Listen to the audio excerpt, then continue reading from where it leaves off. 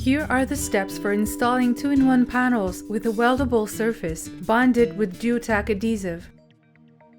Start by installing the first row of 2-in-1 panels on the field surface so that the side lap is aligned with the center of the drain. Cut the selvage of the 2-in-1 panels in the first row. Apply a bead of Duotack adhesive to the field surface.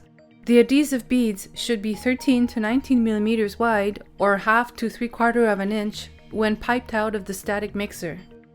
Spacing between the adhesive beads is determined by the wind uplift resistance testing reports. Immediately place the 2-in-1 panel on the Duotack adhesive.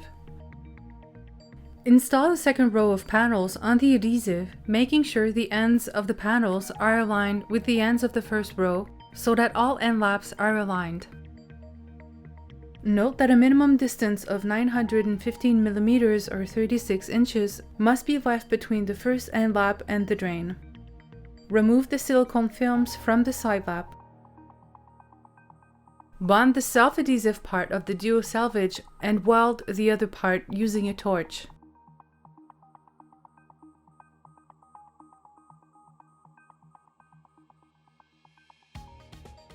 When all panels are bonded, heat weld the cover strip centered on the end lap. Note that for safety reasons, when installing the base sheet membranes, you must never use the torch less than 1 meter or 3 feet away from the parapets. That's why the surface of the panels to be installed at the perimeter must be heated prior to their installation at a minimum distance of 1 meter or 3 feet from the perimeter of the roof. This installation is now complete.